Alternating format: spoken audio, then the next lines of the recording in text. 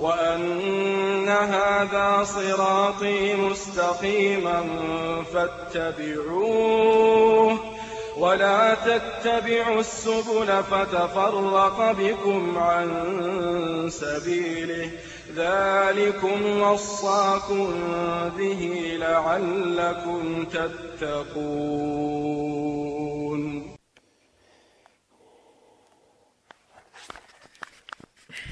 إن الحمد لله نحمده تعالى ونستعينه ونستغفره ونستهديه ونعوذ بالله من شرور أنفسنا ومن سيئات أعمالنا من يهده الله فلا مضل له ومن يضلل فلا هادي له وأشهد أن لا إله إلا الله وحده لا شريك له وأشهد أن محمدا عبده ورسوله. اللهم صل وسلم وزد وبارك على نبينا وقائدنا محمد وعلى آله وصحابته أجمعين. يا أيها الذين آمنوا اتقوا الله ولتنظر نفس ما قدمت لغد واتقوا الله إن الله خبير بما تعملون. أما بعد، فإن أصدق الكلام كتاب الله وخير الهدي هدي محمد صلى الله عليه وسلم وشر الأمور محدثاتها وكل محدثة بدعة وكل بدعة ضلالة وكل ضلالة في النار. خوشکو برا بەڕێزەکانم، خۆشحاڵم لە حەڵقەیەکی نوێی بەرنامەی ڕاستکردنەوەی چەمکەکانە دێمەوە خزمەتی بەڕێزتان. هیوادارم خوای گەورە قسەی حەق بخاتە سەر زمانمان و لە هەڵە و کەم و کورتیەکان بە دوورمان بگرێ و قسەکانمان مای ڕەزامەندی خوای پەروەردگار بێ و جێگەی ئیسفادە و قازانجی بەڕێزتانیش بێ. لە باسی بیدعە و دەستگرتن بە قورئان و سنەتەوە باسی یعنی ئەتوانم بڵێم چەند حەڵقەیەک حەقی ئەوماندا کە بیدعە چییە و چەند خەتەرە و واتە ڕاستەقینەکەی بیدعە کە زۆر کەس لێی تێک چووە و بە هەڵەدا چووە چییە. گەیشتینە ئەوەی کە ئایا دەستگرتن بە قورئان و سنەتەوە بۆ تاکی مسلمان چەند زەڕورە. بەڕاستی خوشک و برا بەڕێزەکانم، دەستگرتن بە قورئان و سنەتەوە بۆ تاکی مسلمان زۆر زۆر پێویستە بۆ ئەوەی بتوانێت کارەکانی بە شێوەیەک بێ کە خوای پەروەردگار قبولی کا و پێی ڕازی بێ، ینی خوای تەعالا کارەکانی لێوەربگرێ.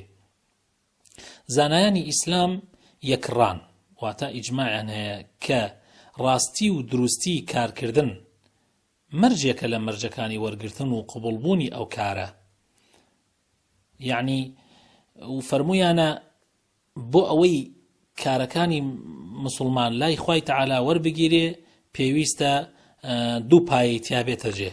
پایەی یەکەم فەرموویانە نیەت و یعنی نیەت پاکی و ئیخلاص، بەوەی کە کارەکەی کە ئەنجامی ئەدا یا ئەو گفتارەی کە ئەیڵێ تەنها مەبەستی خوای گەورە بێ، هیچ مەبەستێکی تری نەبێ، ئیتر ئەو مەبەستە شاراوەی بێ یان وەکو ئاشکرا بێ، لەبەر خاتری خوای پەروەردگار قسە بکە، لەبەر خاتری خوای تەعالا کارێک ئەنجام بدە. مەبەستی ئەوە نەبێ کە خەڵک لێی ڕازی بێ، مەبەستی ئەوە نەبێ کە خەڵک بڵێن ئافەریم ئەو کەسە چۆنە و چییە و چییە وەسفی بەنە و سەنای بکەن. جا ئەگەر ئەو کەسە نیەتی پاک نەبێ، خوا پەنامان بدە، و تەنها بۆ خوای گەورە ئەو کارە نەکا، ئەوە خوای گەورە کارەکەی لێ قبوڵ ناکات. ئەگەر هەر لە ئەسڵا بۆ ڕیابی کە خوا پەنامان بدە، ئەوە هەر خوای پەروەردگار لێی وەرناگرێ. بەڵام ئەگەر لە ناو کارەکەی بۆ خوای پەروەردگار ئەنجام بدە، بەڵام لە ناو کارەکەیە لە کاتی کردنی کارەکە خوتورەیەک دروست ببێ لە دڵیا، شتێک دروست ببێ لە دڵیا کە لە ئیخلاسەکەی کەم بکاتەوە، ئەوە بەقەدەری ئەو کەمکردنەوە کردەوەکەی کارەکەی لای خوای تەعالا وەرناگیرێت، یعنی وەکو بڵێ ئەجرەکەی کەمە بێتەوە، بەڵام ئەسڵی کارەکەی وەرئەگیرێ. ئەمە لە حاڵەتێکە ئەگەر هەر لە ئەسڵەوە بۆ خوا بیکە، لەبەر خاتری خوا بیکە، بەڵام لە ناو کارەکەیش دێ لە دڵیا دروست ببێ. بەڵام ئەگەر هەر لە بنەماوە بۆ خوای گەورە نەیکە، خوا پەنامان بدە ئەوە هەر لێی وەرناگیرێ. ئەگەر چی لە ڕووکەشیشە کابرا چەنێک خۆی وە جوان دەربڕێت، چەنێک بڕێک و پێکی نوێژەکەی ئەنجامدا، هەموو سونەتەکانی سونەتە زاهیرەکانی تیا جێبەجێ بکە، ئەگەر بۆ خوای تەعالا ئەو نوێژە نەکا، خوای تەعالا لێ وەرناگرێ. ئەوە طبعا منافقەکانی سەردەمی پێغەمبەر صلی الله عليه وسلم نوێژیان نەکرد هاتنە مزگەوت بەڵکو لە ڕیزی پشتی پێغەمبەر صلی الله عليه وسلم ڕائەوەستان و قسەشیان زۆر زۆر زل بوو حتى تەنانەت خوای تعالی يعني لقرآن باسيان أكات يعني أفرمي خوای تعالی لباسي منافق كان أجر قسيان بكردا يعني توجيان بو أجري بو قسكانيان يعني وإن يقولوا تسمع لقولهم كأنهم خشب مسندة خوابنا من ده لفرموديه هاتوا يعني فرمودك أبو هريرة يجرته ولا بيغمر صلى الله عليه وسلم كوا بيغمري خوا لخوای تعالى ويجرته واتفرمودك فرموديكي قدسية أفرمي قال الله تبارك وتعالى أنا أغنى الشركاء عن الشرك من عمل عملا أشرك فيه معي غيري تركته وشركه رواية إمام مسلمة أفرمي خوای تعالى فرمويتي من لحمو شريك كان دولة من ترم لەوەی کە یەکێک هەڵسێ لە کار و کردەوەکانێ لە عیبادەتەکانیان هاوبەش و شەریکم بۆ بڕیار بدا جا هەر کەسێ کارێک ئەنجام بدە کەسێکی تر بکاتە هاوبەشی من بەجێ هێڵم و خۆی و هاوبەشەکەی با بۆ خۆی یعنی کارەکە هەر بۆ ئەو بێ حتا تەنانەت ئەگەر لە 1990 بۆ خوا بیکە لە 101 بۆ غەیری خوا بیکە خوای تعالی لی ناوێ وەری ناگرێ واتە لی وەرناگرێ خوای تعالی پایەی دووەمی وەرگرتنی کردەوەکان زانایان فەرموویانە شوێنکەوتنی شەریعەت بەوەی ئەو کارە ئەیکا دەبێت بەپێی قورئان و سنەتی پێغەمبەری خوا بێ صلی الله عليه وسلم ئەمەش معنای دەستگرتنە بە قورئان و سنەتەوە ئەمەیە کاری ئینسان ڕاست و دروست ئەکات لای خوای پەروەردگار بەم پایە کارەکان لای خوای تەعالی بەتاڵ نابێتەوە يعني ئەم پایە لەگەڵ پایەکەی ترە کردەوەکان لە بەتاڵبوونەوە لە پوچەڵبوونەوە ئەپارێزێ خوا پەنامان بدە ئەگەر بێت و کارەکانت بەپێی شەریعەتی خوا نەبێ مخالف و پێچەوانەی ئوسوڵەکانی عیبادەت بێ بۆ نمونە خوای تەعالی لێتی وەرناگرێ پێغەمبەری خوا صلی الله عليه وسلم لە فەرموودەکەی دایکە عایشە وەکو لە شوێنێکی ترشە ئاماژەمان پێکرد لە حەڵقەکانی پێشووە پیغمبری خوا صلی الله عليه وسلم فرموویەتی من عمل عملا ليس عليه أمرنا فهو رد هر کەسێک کارێک بکە هەر کەسێک کردەوەیە بکە بەپێی ڕێباز و بنەماکانی شەریعەتی ئیسلام نەبێ خوای تەعالی کارەکەی لێ وەرناگرێ کەوابوو ئیخلاص لەگەڵ سەوابێتە دوو مەرجی سەرەکین بە وەرگرتنی عەمەلەکانی ئینسان إخلاص يعني نيت باكي صوابيت واتا كاركان موافقي شريعة به جاء مخواي پروردگار لآيات يكا لسورة كهف كوي أكاتوا لسورة كهف الآيات صوت دي أخواي تعالى فرمي فمن كان يرجو لقاء ربه فليعمل عملا صالحا أقل لأول آياتكو بيخوانينوا خواي تعالى ببيغمر فرمي قل إنما أنا بشر مثلكم يوحى إلي أنما إلهكم إله واحد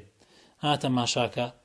يعني كسانك هي لوانيا بيغمر بكن بشريكي خوي تعالى لوانيا اشتكان ليت يك بچه وكوچون لمسيحي كانوا قاورا كانت يك شوكا عيسان كردوتها وبشي خوا لم أمتش كسانك هي ليان تيك چه بيغمر يان وكو لبيغمر بخوارتر أصحابه بيان بيوچاك يك بيوچاكان بي هنديك لجوركان عبادت بۆ ئەوان ئەنجامەدەن ئەگەر چی لە ئەسڵی شەوا دەرەخەن بۆ خوای پەروەردگار ئەنجامێدەن ئەوانەکەن بە هاوبەش لە عیبادەتەکانیانە جا خوای تەعالی تەحذیری کردوین وریای کردینەتەوە لە ئەساسە کە ئەفەرمێ ئەی پێغەمبەری خوا صلی الله عليه وسلم پێیان بڵێ من تەنیا بەشەرێکم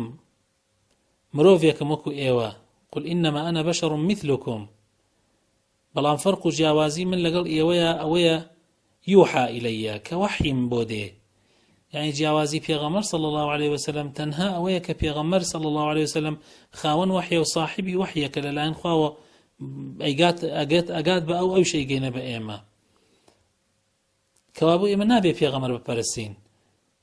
إما أبيت عبادت بو خوابكين تنها خواب ببرسين بلام ببي أو شريعتي كبيغمر هنا ناويتي صلى الله عليه وسلم لان خواو بۆیە ئەفەرمێ فمن كان يرجو لقاء ربه هەر کەسێ حەزەکە بە ڕووسپێتی بێتە حوزوری خوای تەعالا لە ڕۆژی قیامەتا سەربەرز بێ ڕووسور بێ فليعمل عملا صالحا بە کردەوەیەکی صالح و موافق شریعەتی خوا موافق دین و پەیامی خوا ئەنجامی بدات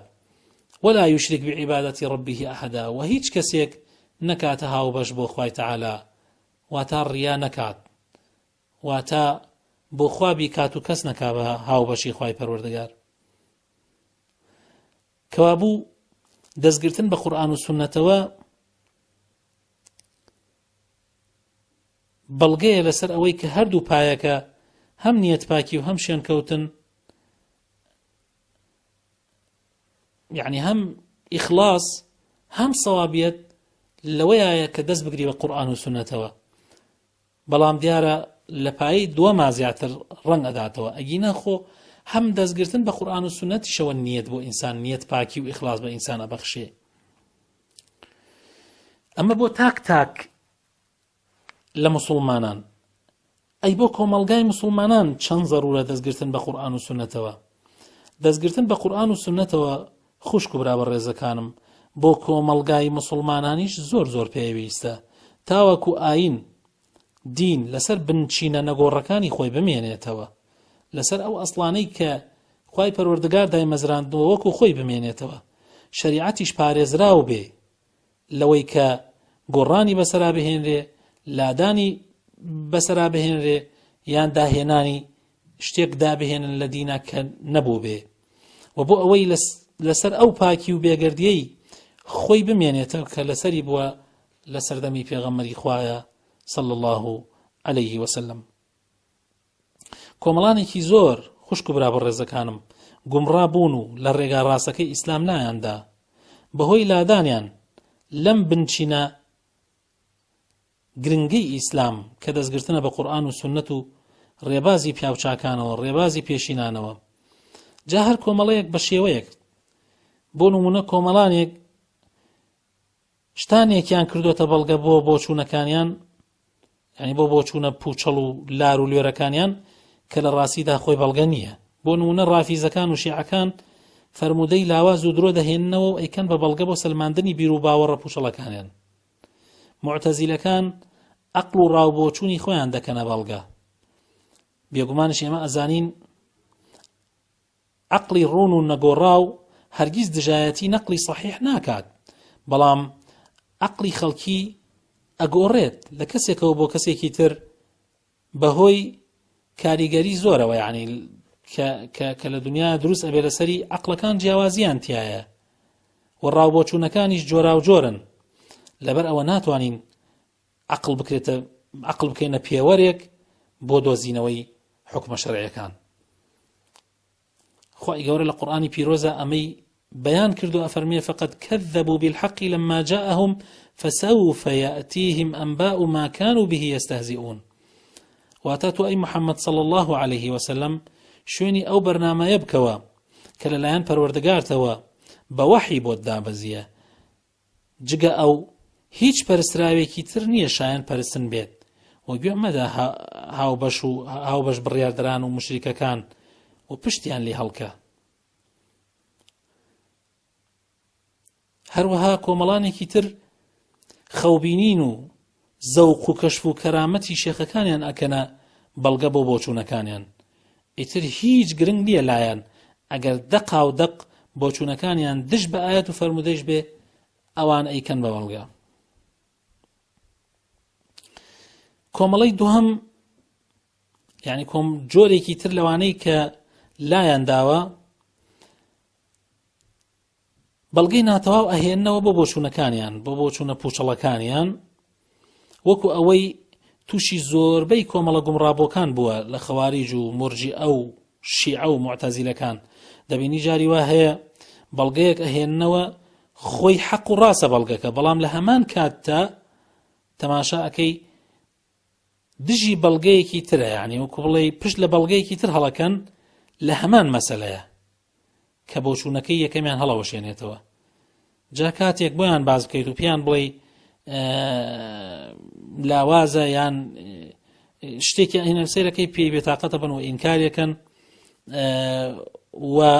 بە شێوەیەکی نابەجێ لە یەکێدەنەوە. جا بۆ ڕێگرتن لەم لادانش ئەهلی سونەت و جەماعەت قاعیدەیەکی زۆر جوانیان فەرمووە. قاعیدەکە حەزەکەم ئێمە هەوڵ بدەین لە لای خۆمانەوە یا بینوسینەوە یان هیچ نەبێ لەبەری کەین کە قاعیدەیەکی زۆر زۆر گرنگە کە ئەگەر خوا یارمەتی کەسێک بدا ئەم قاعیدەیە بە جوانی جێبەجێ بکە بە ئیزنی خوای پەروەردگار گومڕاو سەر لە شێواو نابێ. فەرموویانە دەبێت هەموو دەقە شەرعیەکان لە یەک مەسئلەیە کۆ بکرێتەوە ئەو جا حکمی لەسەر بدرێت. یعنی مەسەلەن ئێمە ئەمانەوێت حکمی شەرعی لە مەسئلەیەکە دەربکەین ئەبێ بگەڕین چی دەقی شەرعی هەیە لەو بارەوە لە ئایەت لە حەدیثی پێغەمبەر صلی الله عليه وسلم دا ئەثەرەکان هەموو لەو بارەوە کۆ بکەینەوە ئەو جا قەرار بدەین ئەو جا بتوانین بڕیار بدەین حکمی شەرعی دەرکەین نەوەک تەنیا بە یەک بەڵگە. جاری وایە تۆ لە بەڵگەیەک هێنیتەوە ڕاستە ئەو بەڵگەوە ئەفەرمێ بەڵام بەڵگەیەکی تر هەیە کە ئەو بەڵگە ڕوو نەکاتەوە. ئەگەر بێت و تۆ عەمەل نەی هەردوو بەڵگەکە کۆ بکەیتەوە یان ئەو بەڵگانەی لەو بارەوە کۆی بکەیتەوە و بە مەجموعی بەڵگەکان بتوانی حکمە شەرعیەکە دەربکەی تووشی گومڕایی و سەر شێوان ئەبی. وەکو بۆ نمونە خەوارجەکان هەندێک بەڵگە ئەهێننەوە بۆ نمونە پێغەمبەری خوا صلی الله عليه وسلم فەرمێ لا يزني الزاني حين يزني وهو مؤمن. يعني زیناکەر کاتێ زینا ئەکات لە کاتێکا زینا ئەکا ئیماندار نییە. يعني یەکسەر ئەوان وتویانە زیناکەر ئیماندار نییە و کافرە. يعني هەر کەسێک کە بائیرێک بکە زینا بکە کافرە بێ. بەڵام لەبیریان چووە چەندەها بەڵگەی ترمان هەیە لەو بارەوە کە ئەوە ئەسەلمێنێ کە ئینسان بە تاوانی زینا تەنها بە تاوانی زینا تەنها بە تاوانی عارە خواردنەوە تەنها بە تاوانی دزی تەنها بە یەک کەبیرەیە لە کەبائیر جگە لە شیرک لە ئیسلام دەرناچێ. تاوانبارە عاسیە یاخیە بەڵام لە ئیسلام دەرناچێ. ئەوەیە نەکبەتی ئەوەیە سەر لێ شێوان کە تو حکم بە یەک بەڵگە بەی. لە هەمان کاتە لە بەرامبەری ئەوانە مرجئەکانیش تووشی هەمان هەڵە بوون هاتون ئەو بەڵگانەی کە باس لەوە ئەکا کە زیناکەر یعنی کافر نییە و دز کافر نییە ئەوانە ئەو بەڵگانیان هێناوەتەوە کردویانتە بەڵگە لەسەر ئەوەی کەوا ئەگەر ئینسان ئیمانی هەبوو گوناح زەرەری پێ ناگەیەنێ خوا پەنامان بدە. ئەو بەڵگانەی تریان لەبیر چووە کە باس لەوە ئەکا لا يزني الزاني حين يزني وهو مؤمن. نەهاتون هەردوو بەڵگەکانیان ئەو بەڵگانەی کە لەو بارەوە هەیە هەمووی کۆ بکەنەوە بە مەجموعی بڕیاری لەسەر بدەن. ئەوەیە بۆ تەمای ئەوەی کە تووشی هەڵە و لادان و سەر لێ شێوان ببن. طبعا قەدەریەکانیش هەروە جەبریەکانیش کە پێچەوانەی ئەوانن هەروە ئاەتێکە کەنە بەڵگە. ئەمان ئاەتێکە کەنە بەڵگە بۆ ئەوەی کەوا قەدەر نییە. خوای گەورە دنیای دروست کردەوە بەرەڵای کردووە. لە مقابلیش لەو لاوە جەبریەکانیش ئاەتێکە کەنە بەڵگە کەوا هیچ شتێکی ئینسان لە دەست خۆیان نییە هەمووی خوای گەورە پێیەکە خوا پەنامان بدە. ئیتر ئەمە نەکبەتیە. يعني ئەگەر وریان نەبن مسلمان وریان نەبێ يعني تێکەفێ. بەڵام ئەو قاعیدەیە کە فەرموویانە دەبێت هەموو دەقە شەرعیەکان لە مەسئلەیەکە کۆ بکرێتەوە پاشان حکمی لەسەر بدرێ. ئەم قاعیدە شەرعیە ئەگەر بێت و مسلمانان جێبەجێ بکەن ئین شاء الله تووشی ئەو لادان و سەر لێ شێواو بوونە نابن بە ئیزنی خوای پەروەردگار. سێم کۆمەڵانێکی تر هەن بینای بۆ چوونە پوچەڵەکانی خۆیان لەسەر هەندێک بەڵگە ئەکەن بە شێوەیە کە يعني هیچ واتایەکی يعني ڕاستی ئەو بەڵگەیە لەو بۆ چوونانە يعني بەو يعني بە مختصری کۆمەڵانێکی تر هەن خوشک و برابە ڕێزەکانم بۆ چوونە پوچەڵەکانی خۆیان لەسەر هەندێک بەڵگە بە شێوەیەک وە کەمانە واتە ڕاستیەکانی ئەو بەڵگانیان گۆڕیەوە بۆ شتانێکی تر کە لەگەڵ بۆ چوونەکانی خۆیاندا بگونجێت یان لە ڕووکەشی خۆی لایەنداوە بۆ واتایەکی تر بەبێ بەڵگەیەکی شەرعی. يعني تحريف کۆمەڵانێکی تر هەن تحریف بە بەڵگە شەرعیەکانەکەن ئەو واتاومەعنایە کە بەڵگەکان ئەیدەن بەدەستەوە ئەو واتاومەعنانەیان گۆڕیوە بۆ واتاومەعنایەکی تر بۆ نمونە ئەشعەریەکان وتویانە سیفاتەکانی خوای تەعالا ئەو واتایانە ناگەیەنێ کە لە سیفاتەکانە هاتووە یعنی بۆ نمونە دەستی خوای تەعالا ئەوان بە قودرەت لە یەکێدەنەوە هەروەها باتنیەکان زۆرجار تەماشاکەی هەندێک لە ئاەتەکانی قورئان کە زەق واتایەکی وازح و ڕوونی هەیە بەڵام ئەوان ئەڕۆن لای ئەدەن و واتایەکی تری بۆ دۆزنەوە کە لە خۆیانەوە دروستیەکەن بەبێ بەڵگەیەکی شەرعی جا بۆ ڕێگەکردن لەمەش ئەهلی سونەت و جەماعەت قاعیدەیەکی تریان بەکارهێناوە قاعیدەیەکی تریان داناوە کە لە ئوسوولەکانی قورئان و سونەت و هەڵیان گوازیوە کە ئەڵێن دەبێت لە ڕووکەشی دەقە شەرعیەکان لا نەدەی مەگەر بە بەڵگەی شەرعی وتویانە یعنی دەقە شەرعیەکان تۆ نابێت لە زاهیرەکەی لا بدەی ئیلا بەڵگەیەکی شەرعیت بەدەستەوە بێ لا بدەی لە خۆتەوە بە ئارەزوی خۆت نابێ لا بدەی نابێ بە ئارەزوی خۆت لا بدەی دوای هەم سەرت لێ تێکەچێت دوای گومڕا ئەوی تووشی سەر لێشێوان ئەبی ئەمە یەکەوە کۆمەڵگای موسڵمان پێویستی پێیەتی یعنی کۆمەڵگای موسڵمان زۆر پێویستی بەوە هەیە دەست بە قورئان و سونەت و ڕێبازی پێشینانەوە بگرێ یعنی بەوە کۆمەڵگای موسڵمان ئەپارێزرێ بە دوورگرتن لە بیدعا کۆمەڵگای موسڵمان ئەپارێزرێ بەڵام بەو شێوازەی کە ئەرزمان کردن بەو شێوازەی کە باسمان کرد بە دوورگرتن لە بیدعا یعنی لە لادان لە ئەسڵ و بنەما سەرەکیەکانی عەقیدە و لادان لە ئەسڵ و بنەما سەرەکیەکانی عیبادەت و لە لادان لە ئەسڵ و بنەما سەرەکیەکانی ئەخلاق بەو شێوازە ئینسان ئەگەر بێت و دەست بگرێ بە قورئان و سونەت و لەو ئەسڵ و بنەمایانە لا نەدا واتە تووشی بیدعا نابێ واتە دوور ئەبێ لە بیدعا ئەو کاتە وەکو تاکی کۆمەڵگای موسڵمان ئینشاء الله پارێزراو ئەبین وەکو تاکێک من ئیمانی خۆم ئەپارێزم تۆ ئیمانی خۆت ئەپارێزی کە خوای تەعالا کردەوەکانمان لێ قبوڵەکە وەکو کۆمەڵگاش ئێمە لە ئینحیراف لا پارێزراو ئەبین لە ئینحیراف و لە لادان پارێزراو ئەبین بەڵام خوا پەنامان بدا ئەگەر دەست بە قورئان و سونەتەوە ناگرین هەر وەک تاکیش خسارۆمەند ئەبین قل هل ننبئكم بالأخسرين أعمالا الذين ضل سعيهم في الحياة الدنيا وهم يحسبون أنهم يحسنون صنعا خوا پەنامان بدا هەروەها وەکو کۆمەڵگاش خەسارۆمەند دەبین کۆمەڵگای موسڵمان لە هەر سەردەمێکە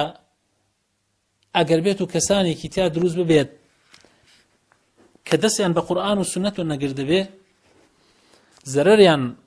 بە کۆمەڵگا گەیاندووە کۆمەڵگایان تووشی جۆرەها دەردەسەری کردووە خەوارجەکان بوونەمایی فیتنەی گەورە بۆ موسڵمانان لا یەزال تا ئەم دەقا ئومەتی ئیسلام ئەناڵێنێ بەدەستی ئەو تەفریقەوە کە فورقە کۆمەڵە گومڕابووەکان پەیدایان کرد و دروستیان کرد لە نێوان موسڵمانانە هەمووشی بەهۆی ئەوە بوو کە لایەن ئەدا لە بنەما سەرەکیەکانی عەقیدە لە بنەما سەرەکیەکانی عیبادەت لە بنەما سەرەکیەکانی ئەخلاق ئەو لادانایە کە پێغەمبەر صلی الله عليه وسلم فەرمێ كل بدعة ضلالة ئەوەیە کە پێغەمبەری خوا صلی الله عليه وسلم ئاماژەی پێکا لە جۆرەها حەدیثە وەکو بۆ نمونە یەکێک لەوانە حەدیثی 72 فرقەکە ئینشاء الله بە ئیزنی خوای پەروەردگار ئەگەر خوای گەورە یارمەتیمان بدا و بتوانین و کاتمان هەبێ بە ئیزنی خوای پەروەردگار بە درێژی باسی ئەو حەدیثی 72 فرقەکە کەین چونکە ئەوەش ئێستا لە ڕاستیە کێشەی لەسەر دروست بووە ئینشاء الله لە حەڵقەی داهاتووە ئەوە ئەکەینە یعنی وەکو بڵێ ئەیکەین بە کۆڵەکەی حەڵقەی داهاتوومان ئینشاء الله تعالى لەسەر ئەو فەرمودەیە ئەڕۆین باسیەکەین واتە حەقیقی و ڕاستەقینەکانی ئەخەینە ڕوو بۆ بەڕێستان کە هەندێک مسلمان بەڕاستی ئەو حەدیثەی خراپ بەکارهێناوە، ئەو حەدیثەی لەو حەدیثە خراپ تێگەشتووە کە خراپش تێگەشتووە بە شێوەیەک بەکاری هێنێ زەرەری مسلمانانی تیاوێ. ئینشاء الله لە حەڵقەی داهاتووە ئەگەینەوە خزمەتتان و